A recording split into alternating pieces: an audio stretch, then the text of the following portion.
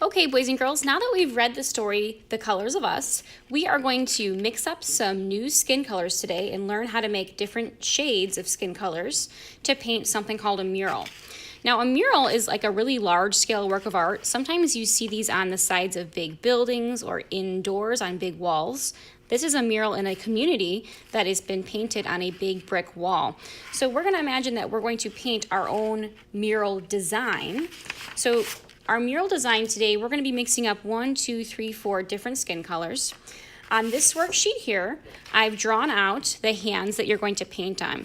Now these are very special hands because if you can tell, they are spelling some letters. L-O-V-E spells love. So we're imagining that we're creating a positive mural for our community that promotes the message of love and shows different types of people that could be in your community. So you're going to start with this worksheet here. Make sure you put your name on the back because we're going to paint the whole front today. You're going to have a paint tray at your table. It looks like this. You have 4 different colors, black, brown, peach, and white. You have your water cup, and you have 2 different brushes, a big brush and a smaller brush. You also will have a paint palette. This is where we can scoop some paint to mix up new colors. You're going to be following along with this worksheet here to see how to make different types of skin colors.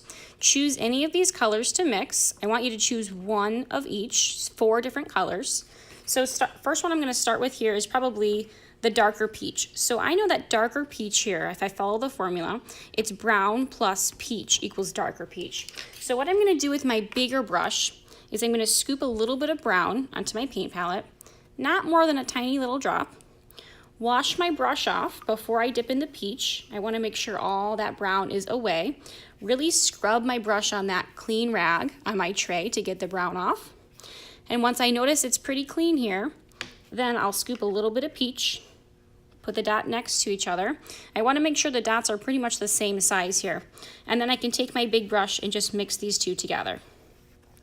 I'm imagining that I'm kind of like mixing up the batter to make a cake. I want to make sure all the brown is mixed into all the peach all the way. So once I have that all the way mixed, boys and girls, I'm going to now switch to my smaller brush to paint my first hand. We're going to use the smaller brush to paint the first hand because there's lots of tiny areas that I want to use a smaller brush for. So starting with my small brush, I'm just going to paint inside of the smaller hand here. Now I might get a little paint on my table, that's okay. We'll wash our tables at the end of our class time. I want to make really smooth brush strokes back and forth.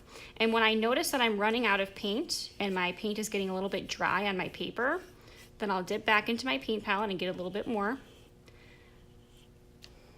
So I'm trying to make sure I paint inside of the lines very carefully. It's kind of like coloring with a marker, but it's a little bit messier. So I have to make sure I press the brush up against the lines of the hand. Now one thing I'm going to avoid, I'm not going to paint the nail areas because usually our nails are not skin color. They're usually kind of like a clear or whitish color when I draw them.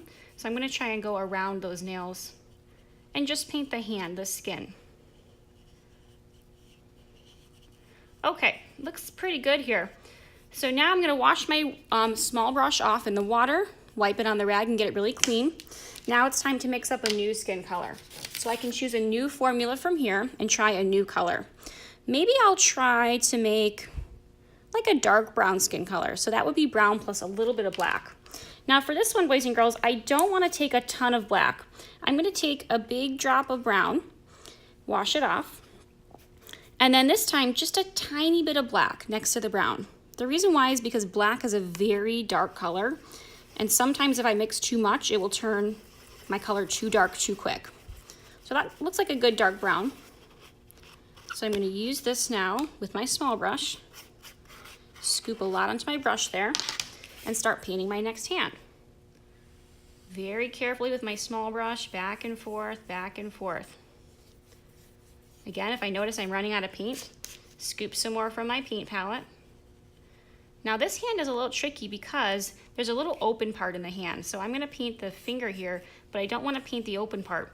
That's like my hand looking like that. I want to paint that a background color later. So I'm going to keep that just plain, no brown. Back and forth, really smooth.